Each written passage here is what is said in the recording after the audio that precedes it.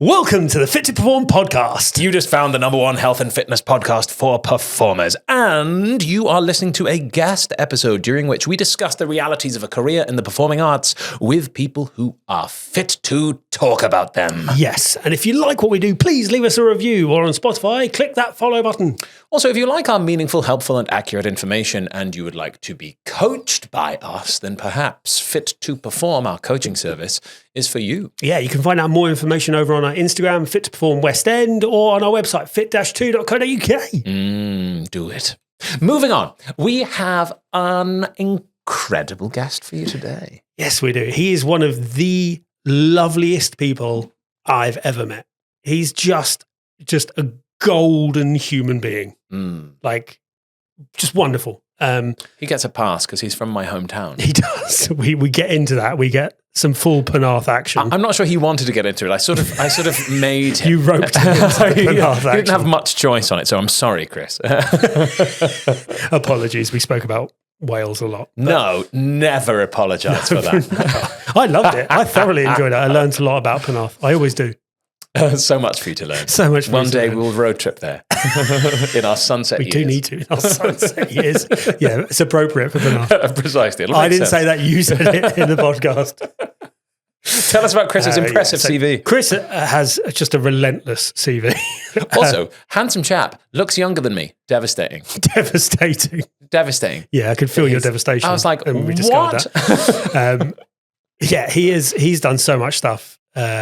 He did South Pacific, UK tour, did Spam a lot, did Billy Elliot, which I saw him in. He was understudy Tony, and I saw him as Tony years ago. And I remember watching him going, this guy's amazing. He was so good when he was on as Tony. Yeah, he was brilliant. He did War of the Worlds, which we didn't even get into, which from previous conversations, I kind of wish we had. Damn. Get him back. Yeah, done Titanic, Tick, Tick, Boom, which sounded incredible as well. Groundhog Day, Hex, Jack Absolute Flies Again, worked at the National. Yeah, doing both of those. Yeah. We get into all of these things. We do get into it. And we get into a fraction of his CV, but and also he speaks so eloquently about movement and stage combat and its importance and all these wonderful things. It's really, really fun. So please enjoy the candidly charismatic Chris Jenkins.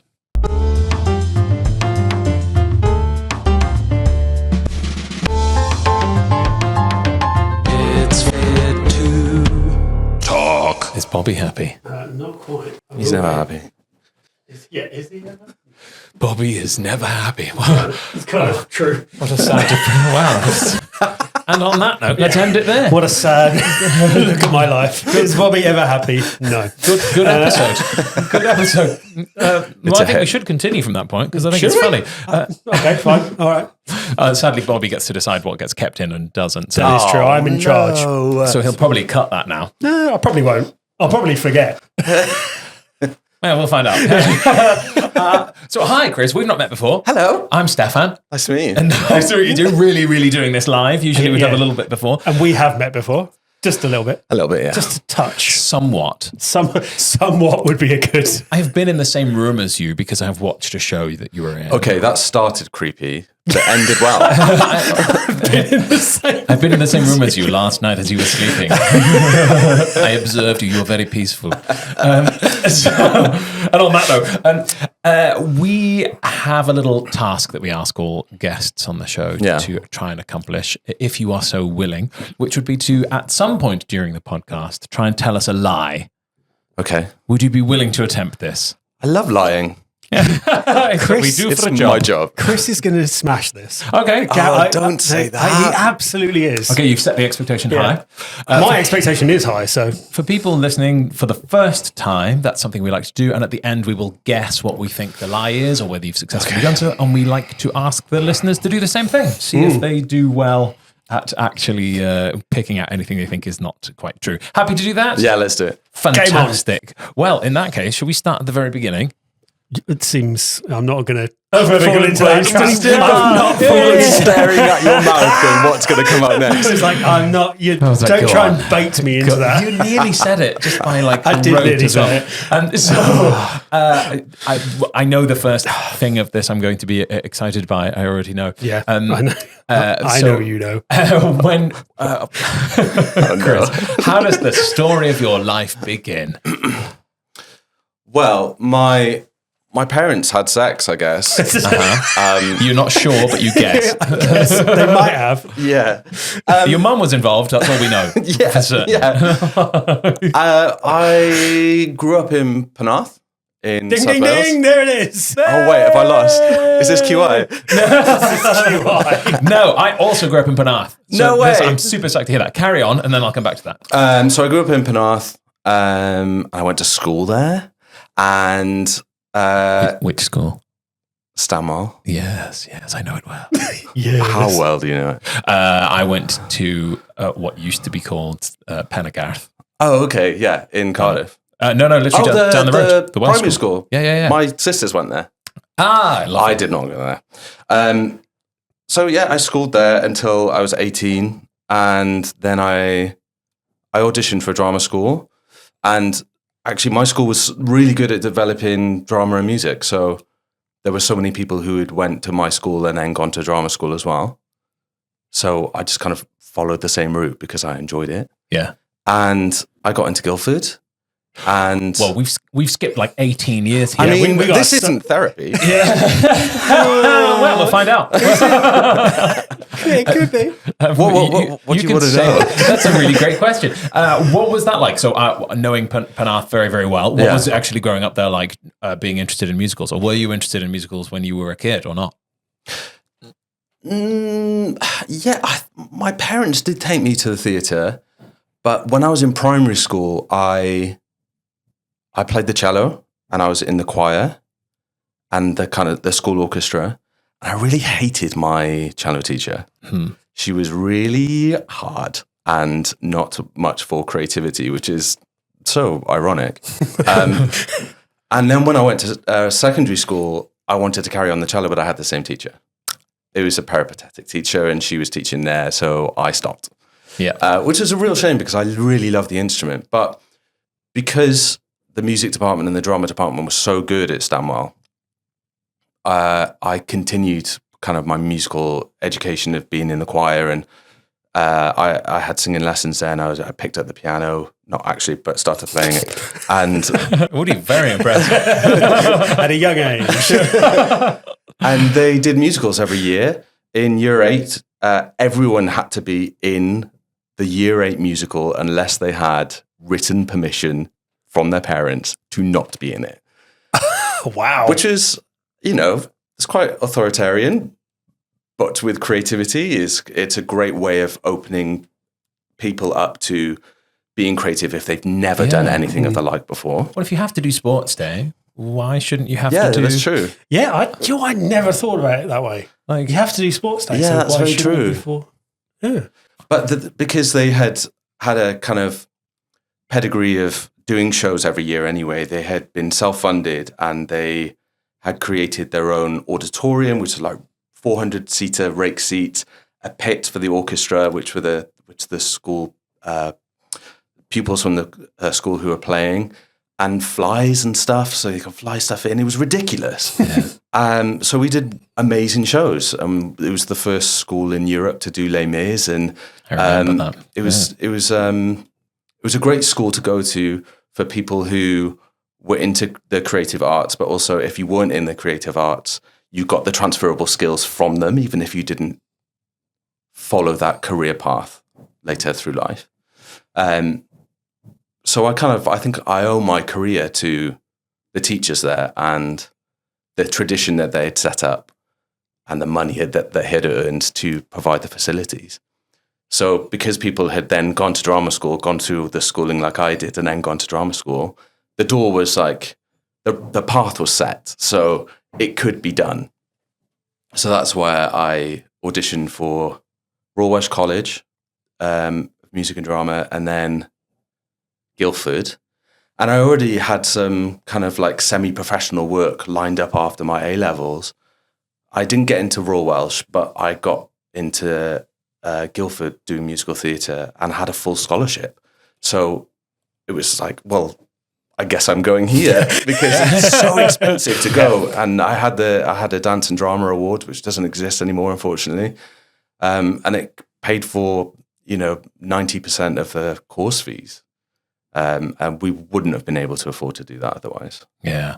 So there I went off to Guildford. Pretty 18. direct route. So then, are your parents from Penarth or around that part? So then they stayed in that place. So now Penarth, as wonderful and glorious as it is, it's quite a small place. It is a small place. And whenever you say you're from Penarth, they go, posh. Yes. Do they? Always. Yeah. So it's like a Victorian seaside town. Yeah. And it is an affluent area, even though not everyone there is affluent. And they would, sorry to interrupt you, I think I've said this to you before, they would describe it as the place people go to die. Because I've never heard that. So that's because you were still in it. And are you a bit younger than me? I don't know how old you are. You're definitely a bit younger than me. No, you two are around the same age. I'm 37. If you don't want to say. Oh no, your you're actually older than me. Yeah. So did you do the school's Les Mis? No, really selfishly, my dad got remarried in Jamaica, and I had to choose between Les Mis and Jamaica. Selfish. Unacceptable. It's really impacted your career not doing that. Yeah. Just nothing but regret now. So it was like, because obviously the average age in Penarth is actually quite old. Yeah, I suppose, yeah. Overall. And traditionally, before it sort of actually had some schools and stuff, it was a place that people who were retiring would go and be by the sea and then... I didn't know that. Yeah, sad times. But so not much to do there. Love Penarth High Street. But it's right across the bay from Cardiff. So Love Penarth High Street. What a great sentence. If you love charity shops, it's really for you. Loads of charity shops. Yeah. Yes, because of the old people. Great. There's lots of donations. That's all. Okay, cool. Coming in, whole houses just coming in, being donated. Oh my god! Really big House charity clearance. shops. Yeah, just full on. Oh wow, that's like somebody's whole wardrobe. I see what happened here. No, it's much better now. There's loads of other things there, but there's young people clothes in there. Yes, weird tragic events in South Wales.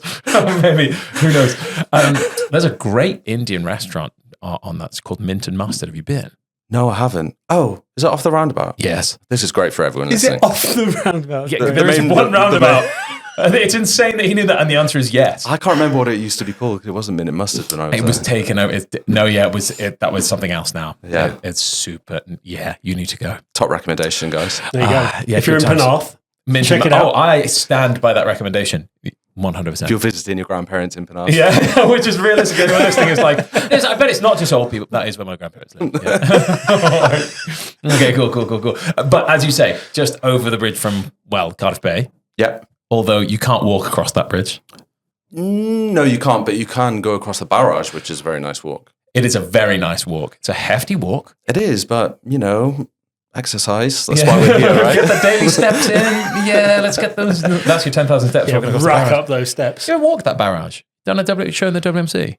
No, I've never done a show there, no. You haven't? It's good theatre, that. Dreamy. Like when I was growing up, seeing this thing, I was like, oh wow, this is actually pretty impressive. Yeah. You know the front of it that says like in these stones horizons. I've only ever seen pictures. Have you? Oh, I've never actually, I've always been at the New, which isn't That's where new. I did most of my Amdram stuff. Yes. In the New Theatre. I love the New Theatre. Yeah. What a legendary little place. It is a lovely theatre. One of It's the, cute. I think the first proper theatre I was on a stage Yeah. in as well, in the same way. Sorry, this is really Penarth. I knew I was going to do this. But, Very Penarthy. and then Bobby's also- going to cut all of this out. People are going to review this afterwards and be like, that was very Penarthy. It weirdly didn't make me want to go to Penarth. No. Sorry. No, so when you say Cardiff's really close, it is really, really close by, right? Yeah. So was that like super easy access for you? Yeah, I suppose we did go into Cardiff quite a bit. There was obviously the New Theatre there. Wales Millennium Centre was built in, for the millennium, wasn't it? Yeah, And 2000 bang on, I think. Then there's the St. David's Hall, which is a concert hall, but that's now closed now because it had that rack concrete in there. Oh. So Is that why? Yeah, it's been closed for about 2 years and nothing's happening with it.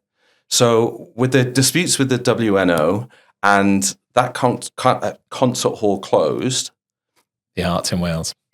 orchestras are really struggling in South Wales. So people are selling their houses because they can't afford to be there anymore because there's no work. Do you know, I love that you brought this up. My dad he's just stopped for this reason. He's an opera singer with Welsh National Opera, and they've just offered out like voluntary redundancies. And he's at an age he would have been like retiring in 2 or 3 years anyway. And he has gone, actually, this maybe is a good sort of way out. But he would not have gone otherwise. Like he was absolutely forced out. And if people don't know, the situation is pretty dire across the board, right? I knew it was shut and didn't know why. But have you seen, what's his name? Michael Sheen. Oh, yeah, setting up the Wales National Theatre. Yes, because obviously National Theatre Wales also closed its doors in December. Yeah. Like, so we're like, our National Theatre has closed.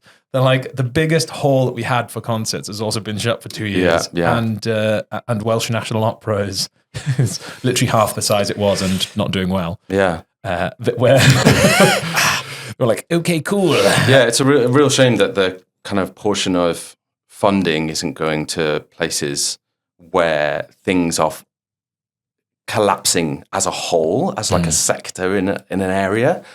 You know, you've got lots of commercial theatres going to the WNC, but everywhere around it is kind of struggling. Yeah. And my partner, Daniel, he's just been in Cardiff doing Hamilton because he's on tour with it.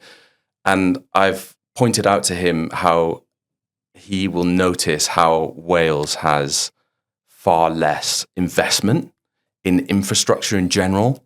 So seeing the train stations and what kind of trains run the tracks with like diesel engines and stuff, proper chugging, man. They are kind of turning them into electric now, but it's taken a really long time, and going down motorways and in service stations and stuff and seeing how run down and unkept things are. And he's actually really started to notice the disparity in investment and wealth between where we live in London and his surrounding area, which is Surrey, where he's from, and South Wales. It's like a really big difference. And the madness is the entire rest of Wales looks at Cardiff and South Wales as being the most heavily invested bit, and they're really annoyed about it. Rightly so, because also that has more investment than anywhere else. And you're like... Yeah. Much like the rest of the country is looking to London and thinking, why are they getting all the investment? Wales is looking at Cardiff and, you know, trying to get from South Wales to North Wales, you have to go via Birmingham. You go. It still takes 4 hours. Bonkers. 4 or 5 hours to travel the length of your own country. It's insane. My family, my parents both lived in like Rill and Bangor, right? Proper, really hard, which in theory is just a diagonal line from Cardiff, like left, you know, up and left. And instead you'd have to go into England on the M4, up the border, and then back in at Chester to go across. Yeah. And you're like, okay, this can't be the best way to do this doesn't make sense. No. But hey, enough of that. Anyway, thank you for indulging my... So I moved to Surrey. Yeah. Hey, that's where I'm from. So was Sutton in Surrey then? I was in Epsom. Oh, you were in Epsom. I'm an Epsom boy. Yes, of course. So, yeah. You just know Sutton well. I do know Sutton well. Intimately. Do you know, this is really boring, so forgive me, but I live in Sutton currently, which will give you the background to this. I read the other day that Sutton is apparently one of the top 8 boroughs to live in London, and I read that and I laughed out loud and vehemently disagreed. But what's their metric? I agree. I'd love to know which one tipped that into that bracket. Because I was like, imagine how bad the others are. I read it on my phone as I was walking to go to the airport by a bus, and there's a measure of people with mental health difficulties that just roam the streets in Sutton, right? And most of them are quite well known. Like, you'll know who they are if you live there. The Wizard. And this was the Wizard. Yes. The Wizard. Which is an insane term anyway. And then somebody was like just screaming at people crossing the street. I had literally just experienced that. And then I read that on my phone. And I was like, I don't think it is. It does not compute. Yeah, it's not. It's not. Like, I don't think they've been to Sutton. And it was like outside the train station. It's not like it was like in a bit miles away from, so like that. Yes. So shifting on from that, from that point, you said obviously we went to GSA. How was it at GSA? How was it? It's funny with drama school. People always ask that question. What was it like at GSA? What was it like at Mount View? What was it like at Art Says? And it was, I don't know any different. It's kind of, I went to drama school. I felt like I had an opportunity to do the craft every day. That's what I kind of boil drama school down to, in my experience. I didn't feel like I learnt loads. I learned how to dance because I didn't really dance. I never took a dance class before I went to college. But in our second year, we were doing the musical theatre course and we had no acting classes. And so we kind of went on strike because we said, guys, this is called Guildford School of Acting, right? So where's our acting classes? But they were so heavily focused on us doing dance and kind of raising the movement ability of their graduates to be in line with other schools that provide amazing dances. I'm like, what's the point? You have a niche here that you're producing people who are good actors and singers who can move. So we had so many dance classes, which I'm grateful for, but it tipped the balance over. So I always look at it as it was an opportunity to do what I wanted to do every single day. And just by process of elimination and experience, you get better at doing that.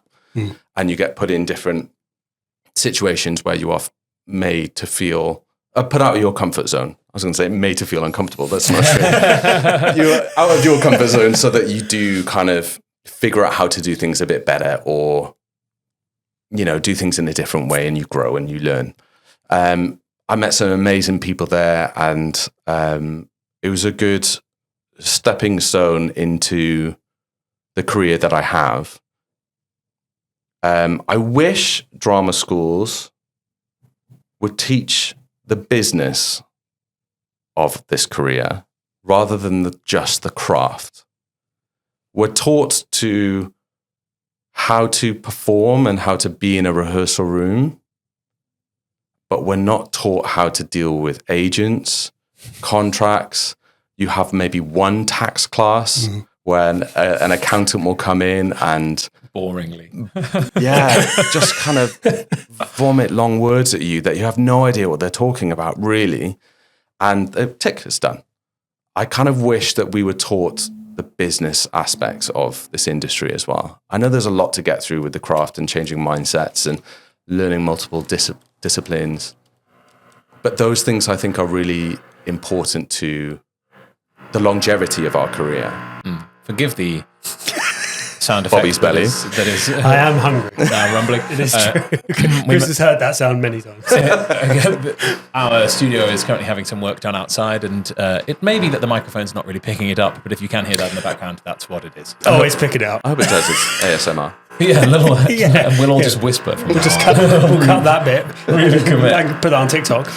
It'll go wild. It's been a sort of frustrating addition to some recordings of late. But there it is. There we go. Embrace it. And it's gone. Why do you think that is then, that they don't do that? Because it seems like, when you say it, it's like, oh, it's obvious that should be included and it wouldn't take that much time. So why do you think it is they don't? I think, I don't know. I haven't really thought about that, but I wonder whether it's something to do with the reputation of the college. So the end result is what you see on stage. And what you see on stage is, from the college's point of view, their responsibility or their advert, maybe, for people to go and study there. But you can just be a flash in the pan and have a really great show and not have enough business skills to continue that longevity of career. Do you know what I mean? Yeah, definitely. And it's a really difficult thing to navigate. And I'm thinking about it more and more recently in the last few years, of how we have to turn our hobby into a career, because there's not very many people who start this industry or want to go into this industry because they thought it was a great business idea. Because famously, we all have to side hustle, right? It doesn't pay that well, and if it does, sometimes it's really temporary that you get amazing money, and then you're back to kind of the basic minimums that a lot of people are on, or sometimes even working for free. You're actually donating your time rather than working. I think is a better way of calling it donating your time than working, but it's finding the kind of transition of going, well, I did this for fun. I did this for loads of fun. And then going, actually, I need to turn this into a business and a career. And then because people can really fall out of love with this industry because they've lost the fun. And we come to realize I've been doing this for 15 years now, and you kind of realize that the job is in between gigs. The job is auditioning. The job is securing auditions and or procuring them through how you conduct yourself in previous encounters. And then when you are on a gig, that's when your craft stuff kicks in. And it's defining all of those things, I think, are really important for longevity of careers, and not just kind of making sure that you have more work, but sustaining it for yourself to remain in it. There's two factors to that. I really love that. I love that concept. And actually, it is mostly missing, isn't it? That, and I find with, not all, but mostly with new graduates, and especially this was true of me, that I didn't understand that, that was actually what's required. Why would you? If you're not because told. Nobody's told. Yeah, fair. But then you go, oh, hold on, no, finding something you can do in the meantime. And now if I'm speaking to students, I make a really big point of trying to say, if you can work out how you can manage the bits in between your acting work, then you're golden. That is the job, as you say. And otherwise, you'll just perpetually be in that place of feeling like a dam against an overflowing water that you're like, at some point, I'm going to have to give up because this is too stressful. Yeah. Wow, that is really present.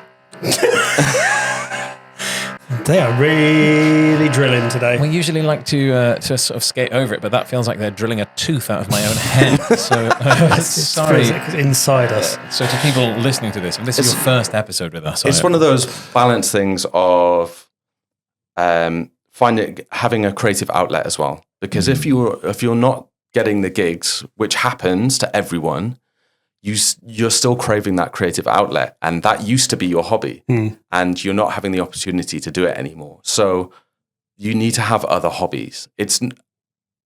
I'm reluctant to tell people to find a side hustle that's like perfect for them and kind of fills in all the gaps. That can be anything. You can earn money doing loads of different things that are temporary, things that you're not interested in, whatever. That's absolutely fine. It's great if you can find something that you're interested in, but if you don't, it's okay. It's about finding the time in between those hustle gigs and your acting gigs that you can have that creative outlet, or you can have the fulfillment of whatever it is. It doesn't have to be creative. It could be something like, I don't know, bird watching or something like that, where you feel content and you feel nourished and fulfilled. Because that's what we did when we did this for a hobby. Yeah. That's where we got that from doing shows. I really think that's so important. And people think, because they come into it with that love for this thing, they think that that's going to just see them through. And actually, at some point, you don't really realize when.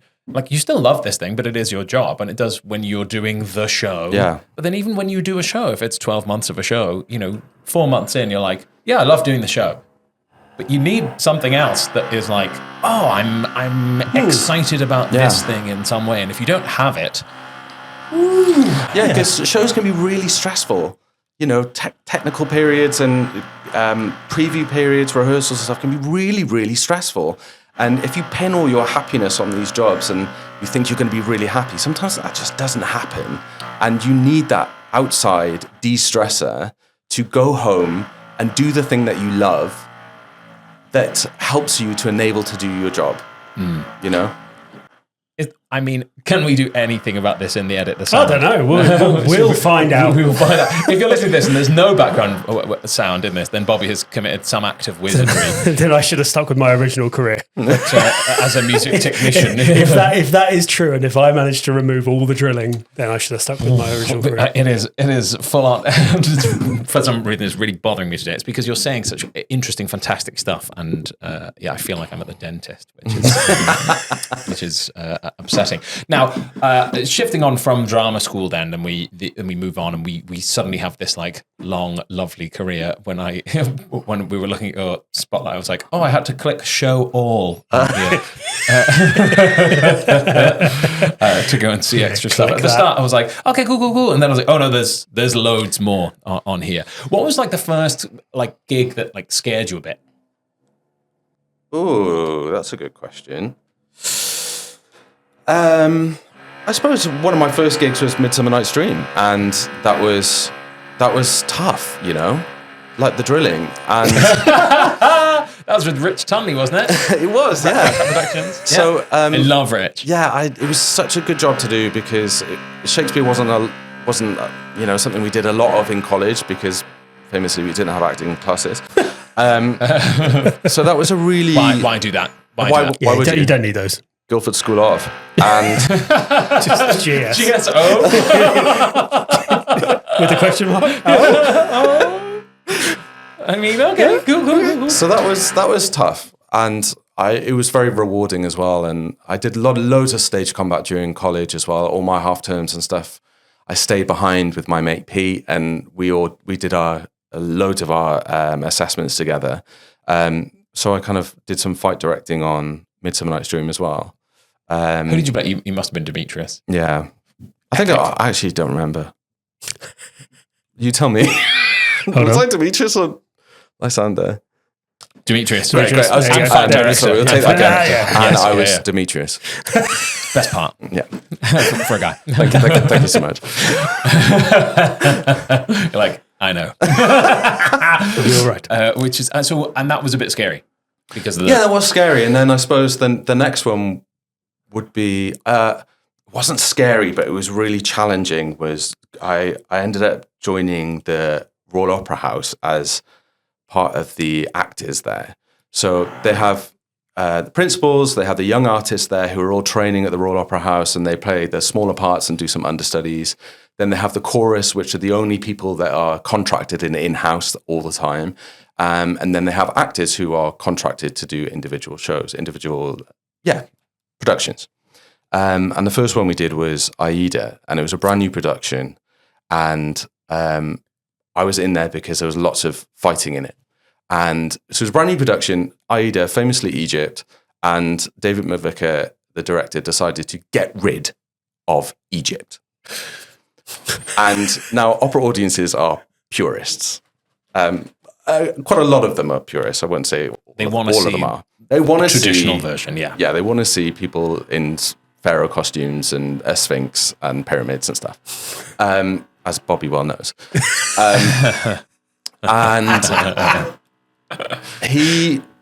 I like the idea. He got lots of different ancient civilizations, and put them together, took bits from different ones to create a new one. It was a nice idea. I don't know whether it worked, but we were doing lots of katana stuff. So we had like the samurai katana swords, and we were emulating what we have just done in war with Ethiopia. And we had some contemporary dancers with us as well. And the audition was all female contemporary dancers and male fighters. And the audition was, we had to dance with the women, and it was contact improv. So that, for people who don't know, is that you have to remain in contact with the other person, and it's all improvised, but you are given a word. So the first word was merge. Oh, God. I was like, Come on. hi, I'm Chris. What's your name? I'm about to merge with My you. name is Merge. So then you had to like merge with people and kind of do this stuff, but it had to be a fight that you were like not against each other, but you were with each other fighting people who don't exist. And then we had to do another one, which was slice. So there's lots of kind of Slice better than merge. Yeah, Slice is way better than merge. With Slice. Yeah. Well, I don't remember what we started with. Merge is brutal. And then we had to climb a rope from the floor to the ceiling in some circus depot in Woolwich. And then we did this show, and it was epic to be on the Opera House stage and see all backstage and stuff, because what I really love about that place is because they do everything in rep, you do maximum maybe 3 shows a week, because what the singers have to do is extraordinary, as you know from your dad, is extraordinary. Their instruments are incredible. To be able to stand on stage in front of an entire chorus, 50 people, opera voices, an entire orchestra, unmiked, and sing into that space is so exhausting. So they do maximum 3 shows a week. And so on the other days when we aren't doing AIDA, they're doing other shows. So the size of the stage at the Royal Opera House is a quarter of the size backstage. So we've got the Royal Opera House stage here, and then you have this much space with 2 other sets here.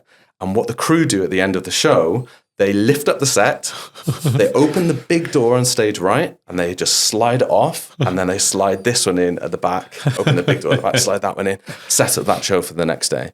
And that goes every single day. And they've got these big old lanes and corridors that go into a rehearsal room, which are the same size, where they can just move the sets down there to people to rehearse and bring them back.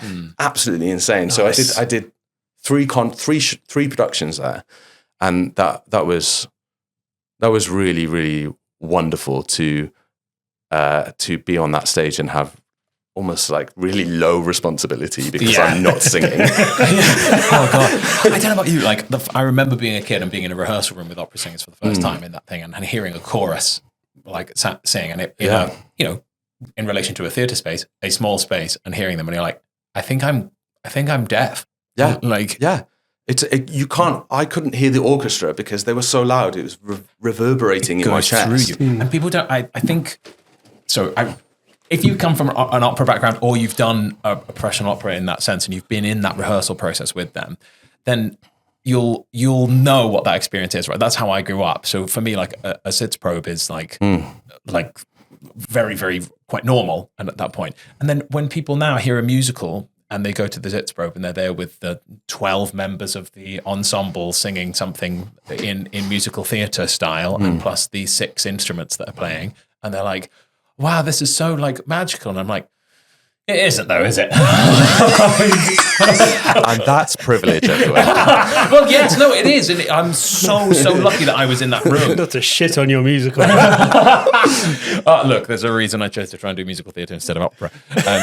No, but you're right. It is really special to be able to stand in front of an acoustic orchestra and hear it all, hear the power of voice and music and feel it go through you it's astonishing. It's something you don't forget, and it hits you differently, to me anyway, than like amplified sound. Like you can get amplified sound to be 10 times louder, but it literally doesn't seem to work the same way. Yeah, I'm not saying one is better than the other, but no, it does feel different. It's just super different.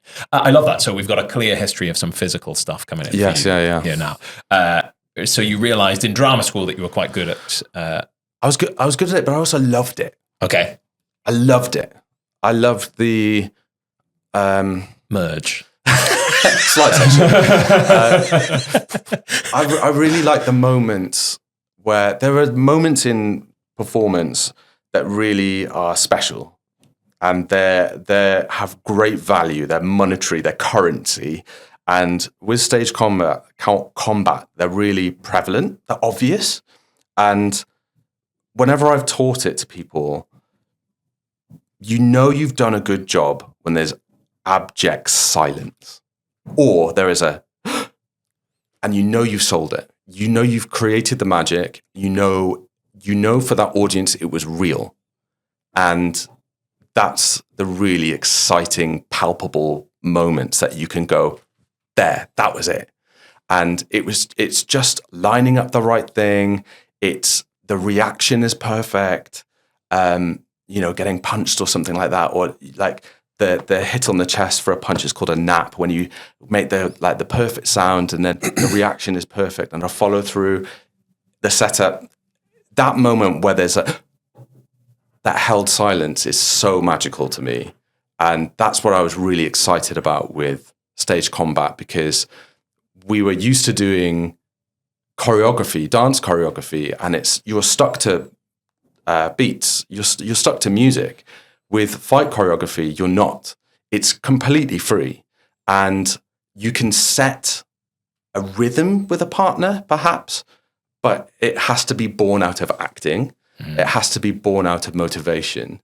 And that's what makes it really unique. And I think it's really underserved. It's so rare for me to go and watch something and see a fight and think it's amazing.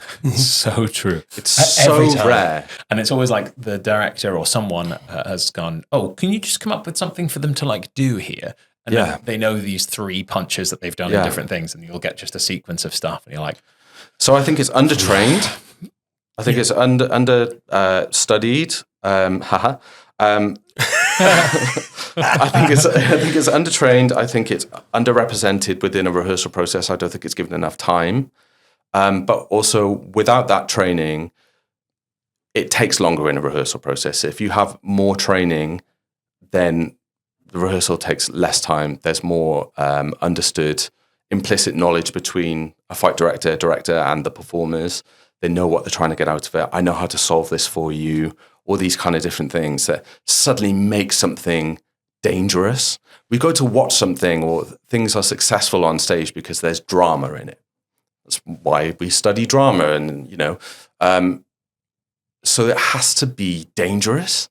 You can't just have a fight for no reason, unless it's a comedic fight. That's absolutely fine, but there's still a reason for it, and there still needs to be an element of danger or peril in it. And it's very often you see fights where there isn't any danger. Yeah, there's no danger because maybe it wasn't set up. You haven't built up to the fight. You haven't built up to singing a song like in a musical. You haven't built up to the fight, to the punch. You haven't motivated it, but also the follow through afterwards needs to be real. It needs to be carried through. So injuries need to be carried through. Just because you got punched doesn't mean 5 seconds later you're absolutely fine. You need to carry that injury with you. Just to sell everything, sell that danger and sell the reason why it happened. So that's why I stayed behind all half terms for 3 years to do Stage Combat, because I absolutely love those really magic moments of choosing when to lunge for someone with a small sword or with a staff or something, and finding that rhythm, because you had to put a script to it as well in your exams. You had to pick a script and kind of put it into the choreography that you were given.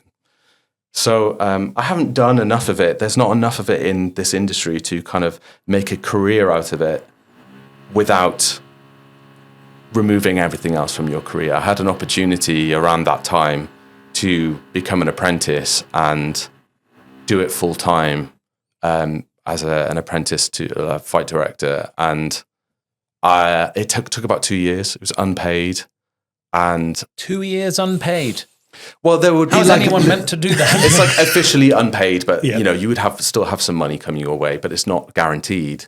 And I couldn't do it. I started getting offers, West End stuff, and I couldn't. And I was like, oh, that was a real moment where I had to choose actually of what I wanted to do. And it's not something I regret, but it's something I would love to be able to pick back up. Yeah, when you go, oh, I don't want to lose the thing and the choice I made because it was great and I love it. But you're like, I also wish I could have done that as well. Perhaps. Yes, yeah. If I could have done both, I really wish I could have. I mean, 2 years unpaid sounds miserable. Yeah, that feels like you made the right choice at that moment. Yeah. Because it led to, I ended up doing some nice stuff. Sounds like setting up a business. Some nice stuff. Yeah, there's just a couple of nice stuff. I've actually got your CV here, but also it's so many nominations for awards as well. We'll. By the way, when people listen to this, there will have been an intro to you at the beginning, so we've done all the. Fine. They know all the things. So many awards. I can't wait for Bobby to record that. I'll make it extra special. And I'm going to say in the episode, so that you have to read them all. There are. Thank you for that. 1, 2, 3, 4, 5. five awards on there that I want you to. We'll just crack those in. Oh, what have I put on there? Here comes the test. I don't know. We can find out in the intro when you listen back and you go, "Oh God, crap!" You did Candide, I did. which I absolutely love. Yeah, I did. It was probably 4 or 5 years ago now. I can't remember how that came about. I think it was. I think someone had dropped out. It was an opera festival. I'd never sung opera or done anything of the like, and it was with an opera company, an opera festival down in Eyford, in around Bath. And one thing that I didn't know is that you have to turn up to rehearsals knowing everything. Opera. All the music. Opera. And I was like, oh, no, I don't know it. Yeah. Like, what do you mean you don't somebody know to it? It's teach like, me. darling, I do musicals. You're meant to teach me it. Yeah. We sit down for a week Because and learn I it. just sat down and they all knew each other. They've worked with each other before. And I just sat down with the score and they were like, okay, here we go. And I was like, here we go, what? What do you mean, here we go? Yeah. I'll try and sight You're see lucky you. that you read music, obviously playing cello with that. Yeah, I'm yeah, assuming yeah. you still read or Yeah. maybe sight read. But you're like, yeah, this is different. Yeah, I won't have this in front of me on stage, Yeah. so I need to be taught it. Maximilian, right? Great part in it. Yeah, it was great. That's, I got to be super camp, and Very posh. there was Imagine. no choice was the small choice. Yes. Love If you don't that. know Candide, it's an insane show. But if you're going to do opera for the first time, it's about as close to musicals as an opera gets. Yeah. And the story's insane. It is insane. He travels everywhere. His air miles are terrible. His carbon footprint. And nothing goes well for him. No. And then one we wanted to jump into, I want to jump back to the physical stuff. There's so many on the CV that we could be jumping into. But Groundhog Day. Oh yeah. I mean, what was it? When did you do that? 2023? Yes. Yeah. How was that? It was great. I absolutely loved it. I still haven't seen the film. I didn't watch it first time round. So this is the second time that it happened after it had gone to Broadway and come back. And it had been streamlined. They cut about 6 people out of the cast, so they made it a little bit smaller. Oof. They got rid of all the revolves on stage. We had a new choreographer, and it all had to be restaged, essentially. So I know that the guys first time around had a really tough time doing it because just the nature of the show is really difficult. If anybody doesn't know it, it's a weatherman wakes up in Punxsutawney and he's covering Groundhog Day, which is when a groundhog comes out and he either goes back in to his little cave or comes back out, and it denotes whether spring is starting or winter is still going to continue for about 6 more weeks. And he wakes up every single day as Groundhog Day. The day repeats, and he's a bit of an asshole. He's very introspective. He loves himself, and he sees himself way above any of these people in the small town. So he cannot wait to get out of there. So the fact that he is stuck there is great Schadenfreude for the audience. So the nature of that show is that we have to do the same day, and it repeats and it repeats and repeats. But what Phil goes through as a weatherman changes. How he interacts with that day changes. And of course, you do the day in pretty much its entirety. Well, the first part of the day, pretty much in its entirety, the first time you go through it. The next time you go through it, it gets a little bit shorter. So the choreography and the songs that we do are nipped a little bit. And within that first day, I think I had about 5 or 6 costume changes. And that's about 20 minutes, 25 minutes. And so then as you go to do day 2, which is the same day repeated, you do it again, but it's all a little bit shorter. So you have quick changes. And the choreography is the same, but it's on different counts. Great. Or you're in a different combination on stage. Formation on stage. And so it was a real challenge because there were different sections of those days. So one would be a marching band, there'd be like a pom-pom section, and those things would change. So some people would drop out, so other people had to move into different formation and everyone do different counts. So it was an absolute mind scramble. You can swear. Fuck. The adaptation was I just had that locked and loaded to go. Contact improv. Slice. Yeah, it was an absolute mindfuck to go, okay, let's do flags. So we had like these waving flags, and we're like, let's do flags, day 1, day 2, and you're like, day 3. I don't know. There are some flags, like at that point. And then, you know, once you've done all those rehearsals and trying to figure all that out, then you get into tech, and then you're given your costumes. But you don't know when you're changing in rehearsals. You find out when you're in tech. And the dressers and the wardrobe team, that's their first time encountering it as well. So good. It was. Do you remember that I was talking about stress earlier? Rehearsals. This is it. And they're like, guys, we're going to need to break for 20 minutes while we remove all the buttons and replace them all with poppers. So we'll see you in 20 minutes. Pretty much. Yeah. Like, pretty much. I haven't got any Velcro. So we ended up being in tech for about 3 weeks. We did. It took us. I mean, for people who don't really know, I suppose tech can be 5 days. Yeah, it depends on the show. Yeah, depends on the show. If there's a lot of automation, it might be. Whereas this, it took us 10 days to do Act 1. Oh. And then the call came through our little email that said what we're doing tomorrow, and it said retech Act 1. I cried. Retech Act 1. Retech. Oh god. Why? I cried.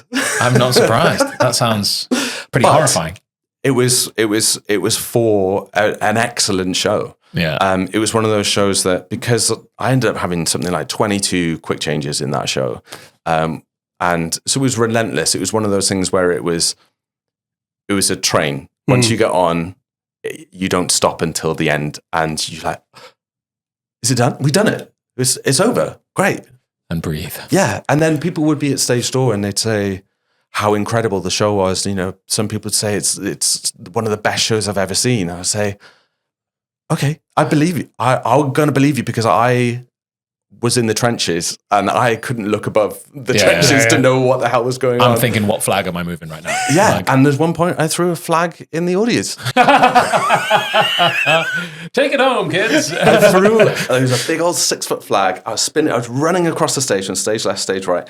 And as I was spinning it, I spun it a bit too fast and my hand, it just gone past my hand. And it fell on the edge of the stage into the front row, and I went to grab it, and there's a video of this. I think it's on my Instagram. And I went to grab it like this. And I just ran upstage, and I just thought, well, I'm supposed to be throwing a big flag now. So I just went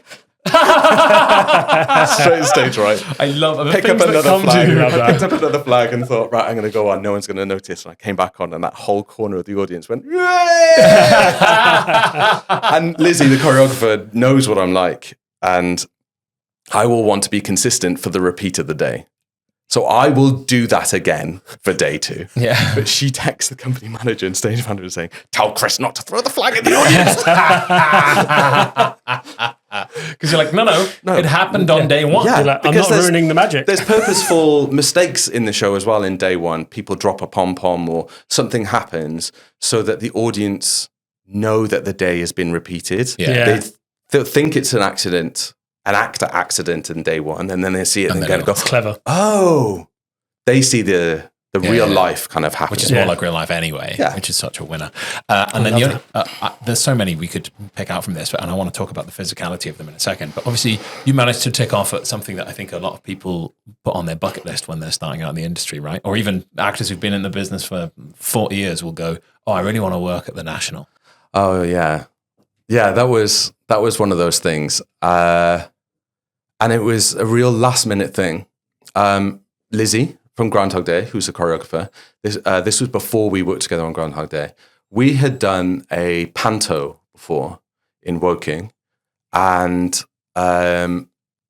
basically, I think what had happened, Jack Absolute Flies Again, which is the play that I did, they were about to start rehearsals and someone dropped out the Friday before. So then they spent that week figuring out who can come and understudy 2 parts. One's Australian and one's Lancashire.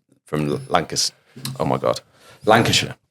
And they were like, okay, who can do both accents and dance? Because we had to do like Lindy Hop. We had to do swing dancing in there. Because it's set in World War II, Battle of Britain. And I think about 5 or 6 names were put out. I went in and auditioned. the Monday of their second week of rehearsals. And Bryony, who's a casting director, was really lovely. And I did Australian accent, which my agent said, "Oh, can you do Australian?" And went, "Oh, I don't know." And he went, "It's for the National." I went, "Yeah, I could do it." For sure. So I did. When is it tomorrow? I'll be fine. So yeah, I had the audition on Friday. I did it on Monday. The Australian one actually went okay, which I was amazed at. And then Bryony, casting director, went, "You can dance, right?" I went, "Yeah." She went, "Great." I was like, that never happens. That's my kind of audition. Why does that happen to me? Yeah, I can dance. Yeah. So You mean dance? Oh, no, dance. sorry. No. I misunderstood. I can like that. I can do. Yeah. So then I got the job the next morning. No, by the end of the day, and I started the next morning. Incredible. And that's how I got into the National. And it was down to Lizzie and a few other people. She had put my name forward, and a few other people that I didn't realize had recommended me that I hadn't worked for before. And that was not only had I got into the National in a brand new comedy by Richard Bean on the Olivier stage, I had been recommended by people that I hadn't worked with. Yeah. And that like blew my mind. And I thought, how did that happen? And I started thinking about what we do to get recommendations from people that you haven't worked with. And I was thinking, I've auditioned for them, but I didn't get the job. So then that sent me into like a bit of a spiral of kind of like trying to unravel all of the reasons why we wrap ourselves into self-worth with auditions and getting the job and not getting the job, because I didn't get the job, but they helped me to get another job. Yeah. And so then I started thinking about auditions and how to pull them apart and how to change the power balance so that we don't put so much of our self-worth into auditions and the outcome of the auditions, actually. And it's been revelationary to change that power dynamic for myself and my career and how I interact with people in auditions now. It's more about, I've spoken to you, Bobby, about this, and it's about reframing why you're there. I am not there anymore to mold myself into someone else's, like kids have those toys where they've got like different shaped holes and you put the like shaped blocks through them. Yeah. In auditions, we are guessing whatever shape that you have, and I'm trying to fix myself into that shape to put through there. And actually what you're seeing is nothing. You're not seeing Chris. Yeah. You're seeing me trying to change myself to appease what I think that you want. So I had to reframe that for myself and think, no, I'm getting called in because this team has a problem and their problem needs fixing. So they've called me to see if I can fix it. And by doing that, I had to become a tradesman. I had to provide a quote. It's a bit like being a plumber. So, Steffan, you've found a leak and it needs fixing. So How does he know? Well, this is what so you've looked through plumbers and you've seen my name and go, oh, his experience looks kind of right for what my problem is. Let's call him in and see if he can help. I go in and say, hey, so this is what I do as a plumber. Does that fix your leak? You may say, yes, it does, but this needs changing as well. Or can you do it like this or do it with this material or whatever? Yeah, sure, that's fine. This is probably how I do it. Give me a shout if that solves your problem. So then I leave feeling like I've done my self-service by providing my services, or I give an example of my services to the client, and I can leave and going, if it hasn't fixed their problem, then that's okay. Someone will fix their problem, but it's not meant to be me. I think that's one of the best ways I've heard that described. It's brilliant. And I really, really love that as a piece of advice, not only for myself, but for people listening too. Because, I've heard people say before, like, oh, you're going in to fix their problem. Fine, great, helpful. But to hear it put like that for me is actually really powerful. I think what's really key, because it's not changing the power so that it's flipped the other way around, that we have the power over the people who have the problem. That is not the game. That is not the game. Well, that's also not true. No, but we have to approach this as a partnership, and we have to approach this as the people that we're going into audition for or give a quote to, is that we are going to be working together on fixing this problem so that we can have the best outcome together. If I go in and I'm saying, this is how you should fix your problem, you should do it like this, call me, that's not going to be received very well. If it's, this is what I can do, let me know if there's anything, great, let's work together on figuring something out, then that's how you build a decent relationship. And that's what I got to when I had received those recommendations. And so then going into auditions from then on, I feel way more comfortable going into the room. I feel like I'm having a genuine human connection rather than a power connection with people. And that's so transformative to be able to meet people in general, just meet people. And it may be an audition scenario, but it's fine. You can just say hi, and they're just people are just a bag of bones. Do you know what I mean? How dare you? I don't care what you have done in your past, your experience and stuff, or the fame that you have. That's great that you have that fame, and that's for the people who will lord over you. That's for the people who are fawn over you. That's absolutely fine. But we're here on a partnership basis, and we will work together to do so. I'll give you the absolute respect that you deserve, and I would like that in return. But we're here as a partnership, and I'd love to work with you if you think I fix your problem. I love that. Across the entire, just to shift on, because that's glorious anyway, we've mentioned this sort of physical element of your performance and your understanding from that side of things, both with choreography, fight, etc. How do you take care of and maintain the bag of bones? In short, I don't actually. I don't do any strict form of exercise. I find exercising tiresome. I much prefer it as a byproduct of something else, So being in a show or dancing or fighting or something and feeling like I've achieved something else and the byproduct was exercise, that's key for me.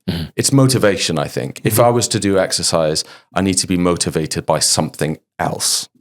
And that's not losing weight. That's not being fit. That's not even mental wellness.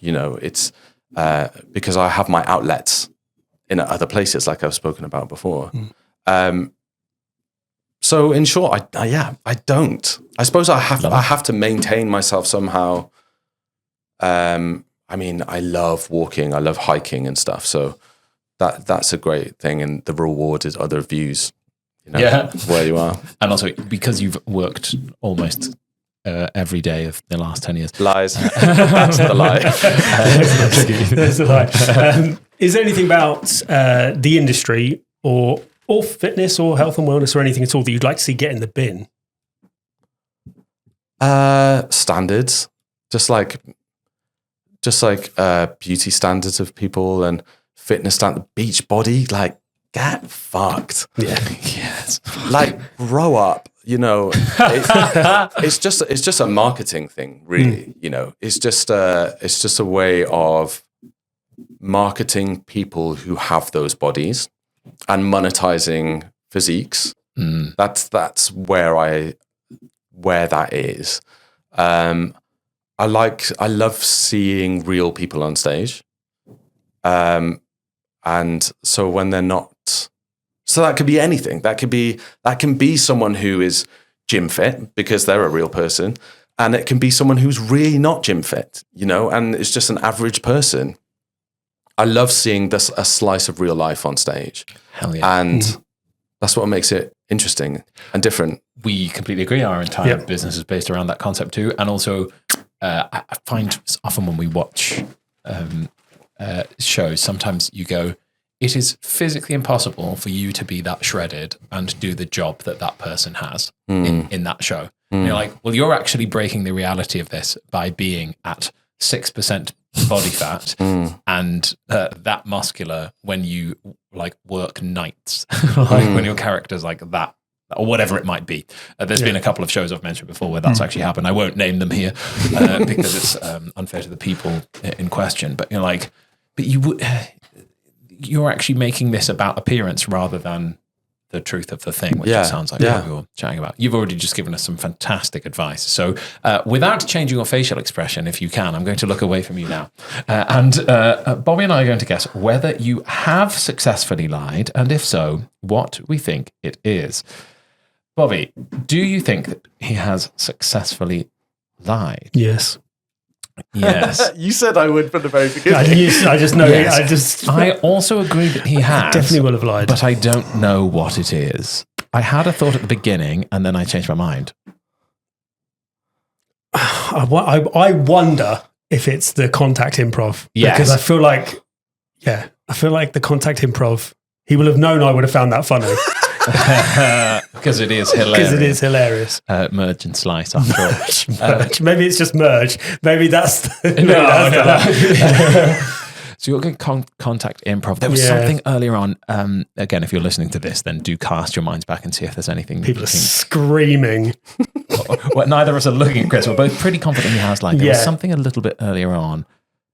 And I can't recall that. Oh, that you sort of went on strike and didn't have that many acting classes. If that was a lie, it came back so frequently that it's the most well-laced through line. In which case, congrats. But that is what I thought when it happened. So, hit us, Chris. Did you successfully lie?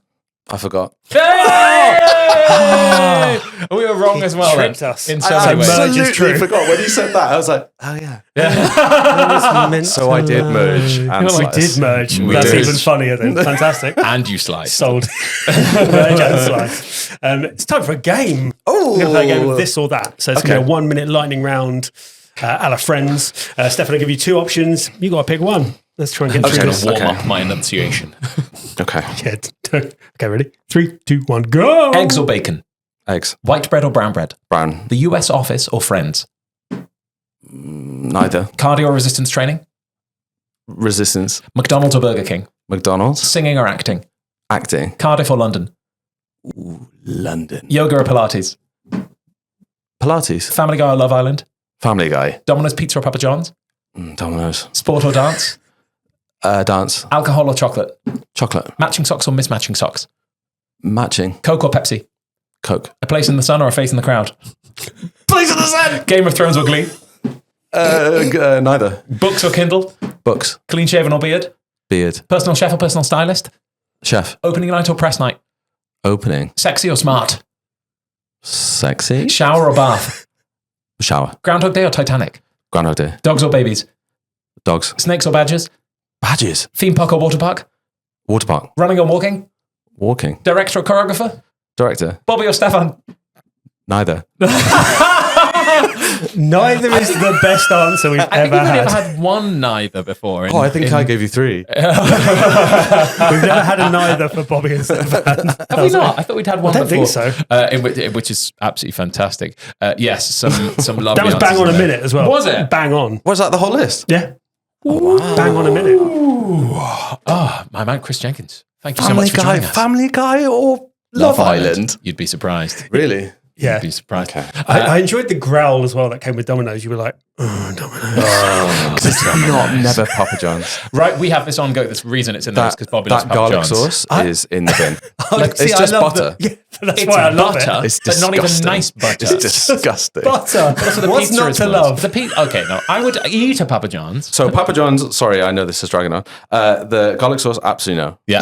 The pizza's meh. Yeah, the pizza's Domino's is slightly better, but I will wake up with cramp in my calf from dehydration with the amount of salt in that. Oh my God, Yeah, you okay. will feel bad. Yeah, Yeah, I just wake up with like an alien Anytime I rolling have in a my Domino's, calf. especially because we're not like 20 anymore, so your body like actually tells you what's going on, which is new. You know, when you were 20, you were like, I don't feel anything. Yeah. It's fine. Your body just was dealing with that in the background. Whereas now, you have a Domino's and you're like, oh, this is not good for me. Like, I don't feel good. I don't feel good. This is artificial.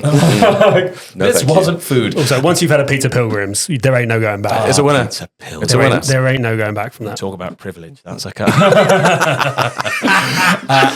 So bougie. So thank you so much for coming in and pleasure. joining us. And thank you at home or wherever you might be for listening. Yeah, and if you've enjoyed this episode, click those like and subscribe buttons. Find us on Instagram at Fit to Perform West End. As always, if you've got any questions you want answered, you know what to do. Slide into those DMs. I'll be in there, merging. Oh. Thank you again for listening. If you like what you've heard, we have been the Fit to Perform podcast with our wonderful guest, Chris Jenkins, and your hosts, me, Steffan. And me, Bobby. And if you didn't like it, we've been Joe Wicks. Peace out. Bye.